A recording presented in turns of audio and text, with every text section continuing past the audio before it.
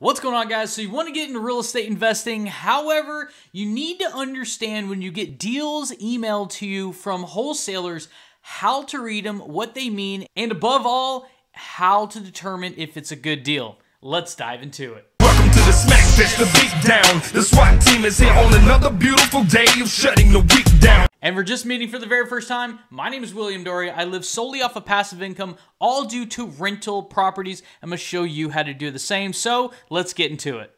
All right, guys. So when you get an email from a wholesaler, it's going to look like this. Now, these numbers are real, but the deal is already sold and it's got no names or anything on that. So, all right, guys. So it's going to look like this. On the very top, it's going to say, below is a vacant property that we are doing a highest and best offer Monday at noon. Please contact me for access if you want to view it at our convenience prior to Monday. So that's pretty self-explanatory, guys.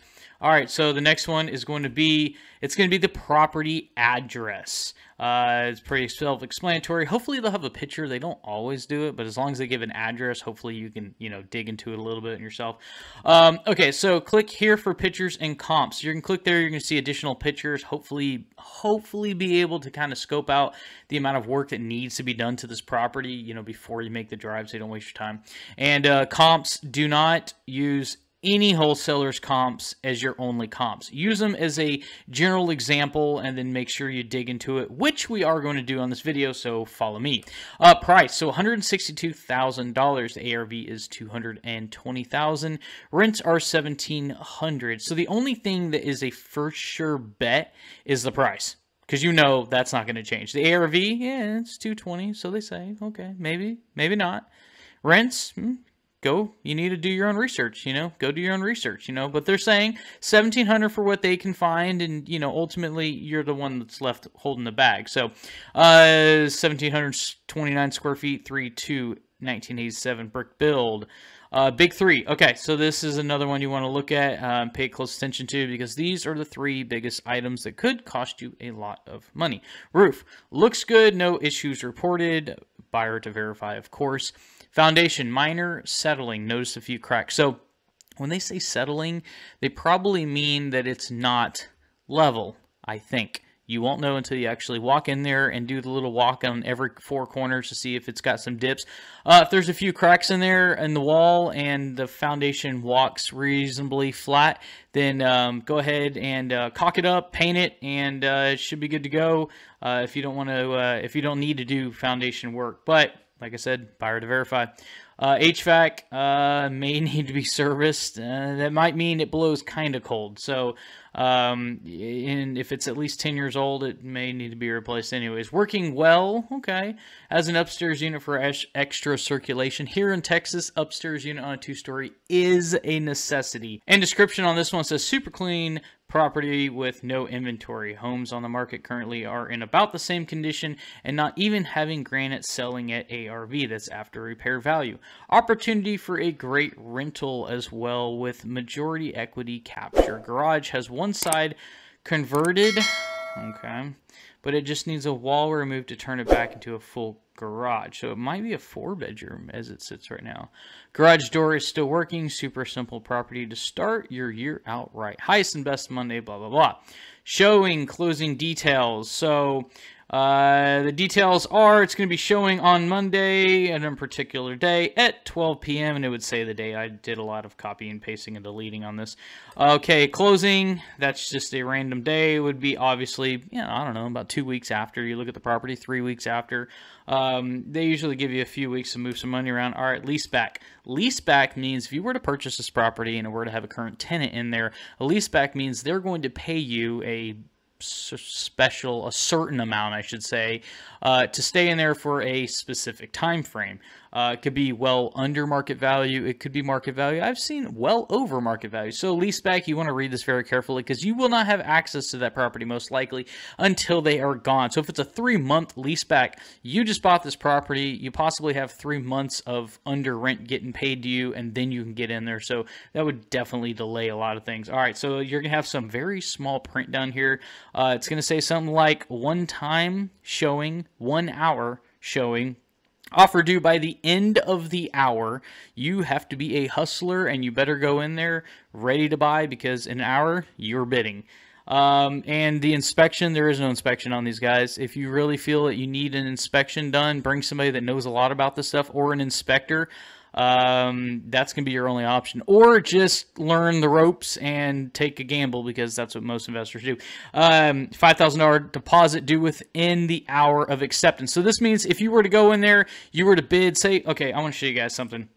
The price is $162,000. Sometimes when you go there, they'll start the bid at $162,000 and it'll sell for $178,000. Okay, so and sometimes you can get it for the asking, sometimes a little bit less, but not generally. Okay, so basically, say if you win the property, you give them $5,000 deposit right there.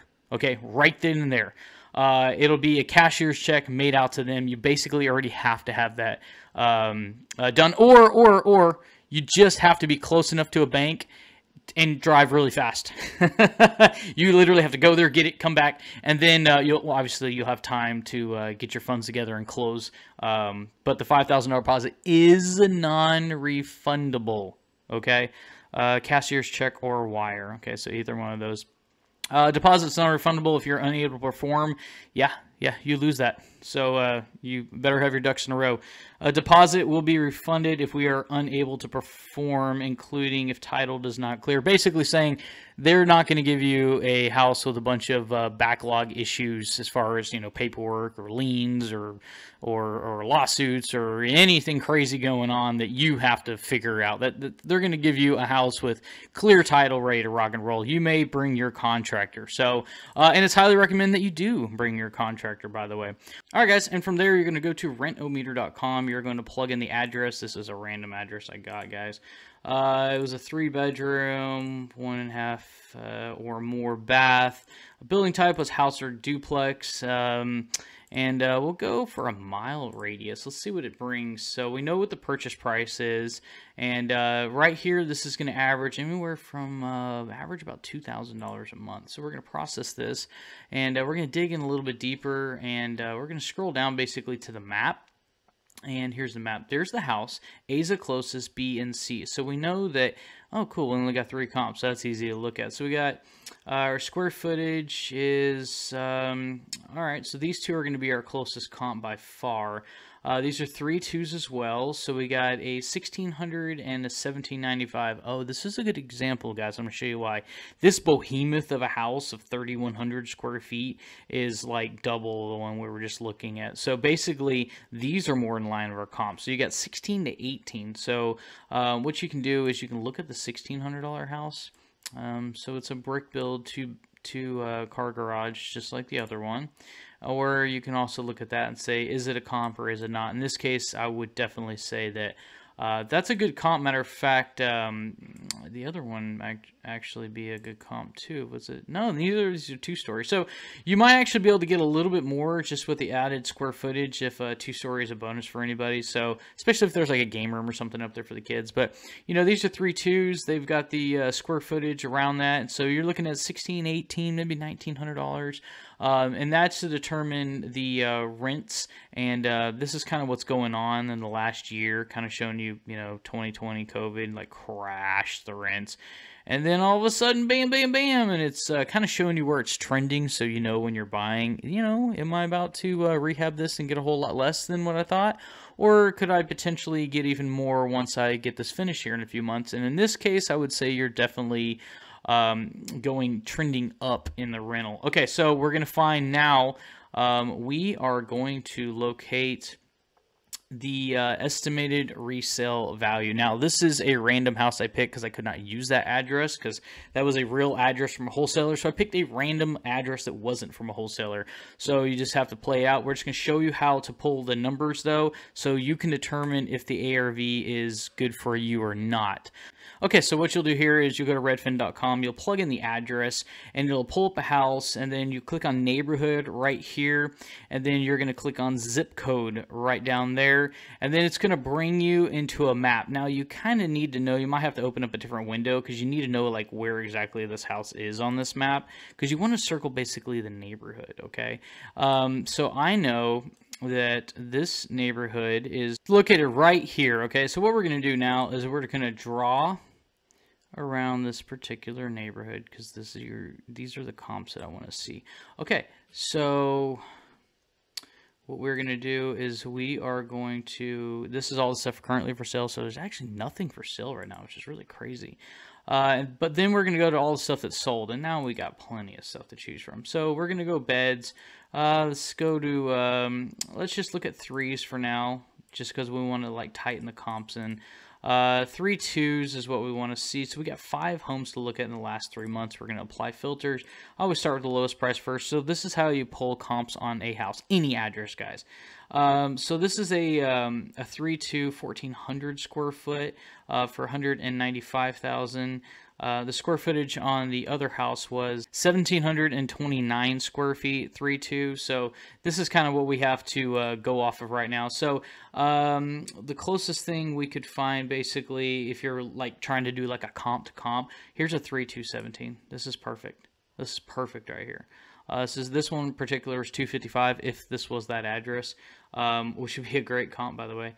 But yeah, guys, that is how you pull comps right there. This is kind of an anomaly right here. You'd actually want to dig through and actually, oh yeah, okay, it needs a rehab for sure. There's no floor, all original. Okay, so that's kind of that's definitely a fixer-upper for sure. So there's the anomaly right there. Is the 195. So that wouldn't be an actual ARV because, well, it's not after repair value. It's the before repair value. So these are probably the true ARVs. You got 250, 255, 255, 269, 3217.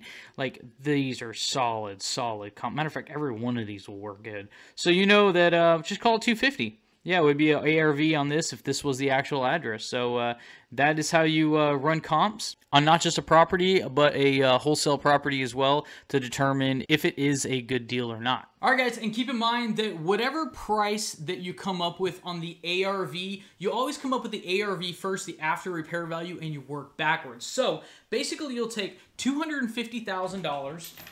Let me do the math here, all right, guys? So $250,000 if that's the actual ARV, okay? You don't want to be in it for more than about 75%. So you're automatically going to say times 0.75. So you don't want to be in that property more than $187,500. So you'll actually take this number, $187,500, minus your actual repairs to the property. Once you actually walk through the property and determine, hey, it needs $30,000 in repairs, okay? I don't know because I didn't walk the property. So my purchase price would be no more than $157,500, but you also got to remember that if you're planning to pull 100% of your money out when you do a cash out refi, you're going to have closing cost with the wholesaler, and you're also going to have closing cost with the bank or the financial institution that you're doing the cash out refi with. So you could, I would budget like $5,000 like each. So realistically, if you wanted to take all of your money out, you want to buy it for about $150,000. So if it's $250, it needs $30,000 worth of repair. If you can get it for $150, give or take a little bit, that would be a buy where you would not be able to keep any of your money in the deal, which would ultimately end up being an infinite return, which is the ultimate holy grail deal that you're looking for, because then you've got no money in the deal. You got 100% of your money back. You have nothing invested, and it's still cash flowing. And that, ladies and gentlemen, is how you build wealth. Guys, thank you so much for watching. If you're new to this channel, consider hitting the subscribe button and the notification bell. I make several videos per week on real estate investing for passive income. And until next time, if you guys got any questions, let me know in the comments. I'll hit you back, and I will see you on the next one.